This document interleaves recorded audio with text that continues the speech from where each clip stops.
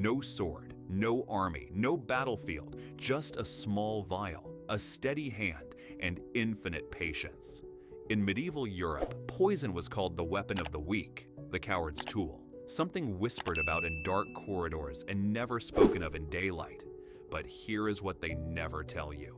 The most powerful people in Europe, queens, cardinals, popes, either used it, feared it, or both. And the person who mixed it, tested it, and delivered it, that was me. This is my life. Let's start by destroying a myth. Medieval poisoners were not cackling villains in dark cloaks. They were apothecaries, herbalists, physicians, midwives, people whose entire legitimate profession involved knowing exactly which plants healed and which ones killed. The line between medicine and poison in medieval Europe was not a wall, it was a whisper. The word pharmacy comes from the Greek pharmakon, which meant both medicine and poison simultaneously. The same word. Because they understood something we pretend not to. Every cure is a poison at the wrong dose. Every poison is a cure at the right one. Arsenic, the most famous medieval poison, was also used to treat skin conditions, fevers, and infections. Doctors prescribed it regularly. Belladonna, deadly nightshade, was used in eye drops, pain relief, and surgery preparation. Hemlock, the poison that killed Socrates, was used medicinally across Europe for centuries. The poisoner didn't need a secret underground laboratory. They needed a regular apothecary shop and the knowledge of exactly how much was too much. Your day started with herbs. Before sunrise, you were already working, grinding, mixing, measuring. The smell of your workshop was overwhelming to anyone who entered. Rosemary, lavender, sulfur, vinegar, things with no pleasant name at all. Your legitimate customers came all morning. A merchant's wife with headaches, a knight with an infected wound, a priest with digestive problems he was embarrassed to describe. You helped them all, genuinely. Your knowledge of healing plants was real and extensive, but your other clients came differently, never in the morning, never through the front door. A note slipped under the door. A coded message through a trusted intermediary, a hooded figure who arrived just before closing. These clients didn't describe symptoms, they described people. A man, approximately 50, healthy, eats well, drinks wine at dinner, needs to develop a sudden illness over approximately 3 weeks. And you listened, and you calculated, and you named your price. Because in medieval Europe, patience was everything. The perfect poison didn't kill immediately. That was too obvious, too suspicious. The art was in the timing, a slow decline, a natural-looking illness, symptoms the physician would nod at sadly and call God's will. You were not selling death. You were selling the appearance of natural death. That was the real skill. Now let's talk about the cases that made history. Because medieval poison wasn't just a tool of desperate people. It was a political instrument used at the highest levels of power. The Visconti of Milan, one of the most powerful families in 14th century Italy, were so associated with poison that their enemies called them the Viper family. Not just as an insult, as a description of their actual methods. Gian Galeazzo Visconti was widely believed to have poisoned his own uncle to seize power. Pope John XII died in 964. Official cause, stroke while visiting a married woman. Widely believed, poison administered by the woman's husband. The Vatican has never fully resolved this. The Medicis of Florence and the most powerful banking family in European history were so feared for their use of poison that a new word entered the Italian language. Beneficio, the crime of poisoning, became practically synonymous with their political methods. And then, there was the most famous poisoner in European history, Giulia Tofana, an Italian woman who in the 1600s created a poison so perfect it became legendary. She called it aqua tofana. It was arsenic-based, colorless, odorless, tasteless. She sold it openly, disguised as cosmetic face powder or holy oil. She sold it exclusively to women trapped in violent or unwanted marriages. By the time she was caught in 1659, she had helped approximately 600 women escape their marriages. 600 husbands died of what their physicians called natural causes. She was executed, but her legend never died. Let's talk about the actual chemistry, because medieval poisoners were, in many ways, the first practical chemists in European history. Their most reliable tool was arsenic trioxide, white arsenic, called inheritance powder in France, poudre de succession. Because of how conveniently it helped people inherit things. Why was it so perfect? Colorless, tasteless, odorless, soluble in warm liquid. Symptoms: severe stomach pain, vomiting, weakness, were identical to cholera and dysentery, both of which killed people constantly in medieval Europe.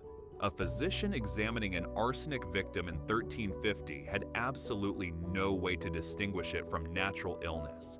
It was essentially undetectable until the Marsh test was invented in 1836. For nearly 500 years, arsenic poisoners operated with near-perfect impunity. Other popular choices, belladonna, slowed the heart, caused hallucinations, then death.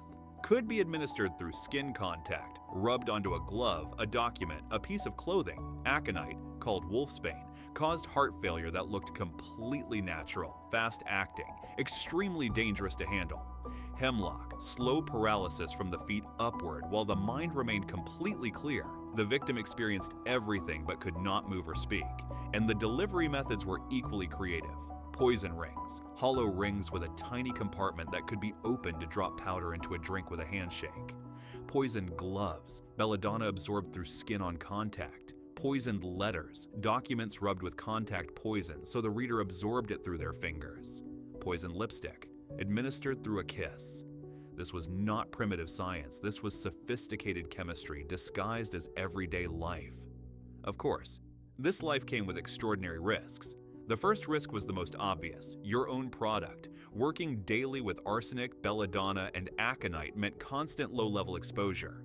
Many poisoners developed chronic arsenic poisoning themselves. The tremors, the skin changes, the slow damage that came from handling the substance too often without adequate protection.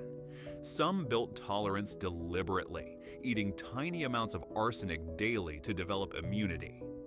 This practice, called Mithridatism, after King Mithridates, who reportedly did the same, was real and documented. The second risk, your clients.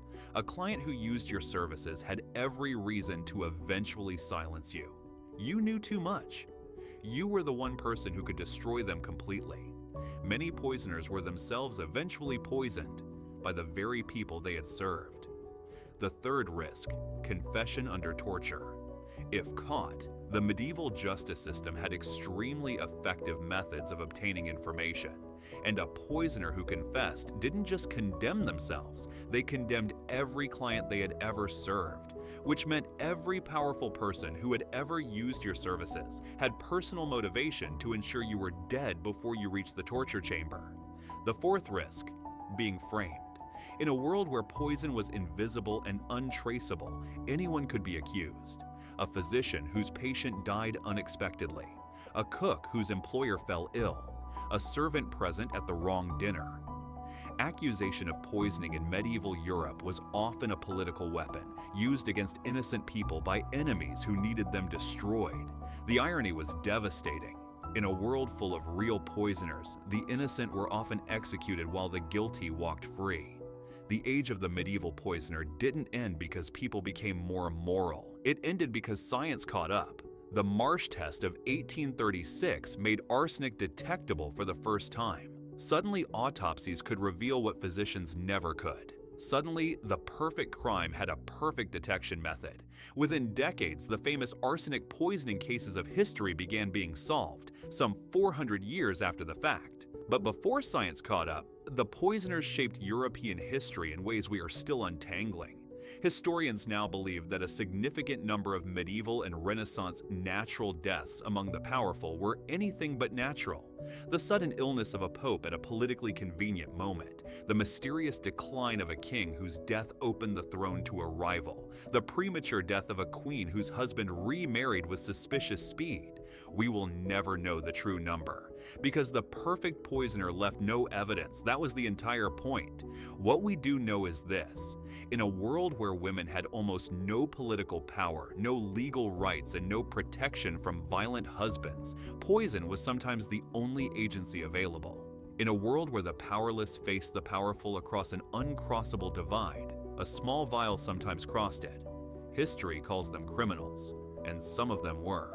But some of them were something more complicated than that, something history has never quite found the right word for. The next time you read about a medieval king who died unexpectedly, a pope whose reign ended at a politically perfect moment, a nobleman whose sudden illness conveniently cleared the path to power for someone else, ask the question historians are finally starting to ask: was it God's will? Or was it someone like me? Someone who woke before sunrise, who ground herbs by candlelight, who listened carefully to clients who never used the word poison, who calculated doses with the precision of a mathematician and the patience of a saint, someone who left no evidence, no signature, no confession, someone whose name history never recorded, because the best ones never were. I was never here. That was always the plan.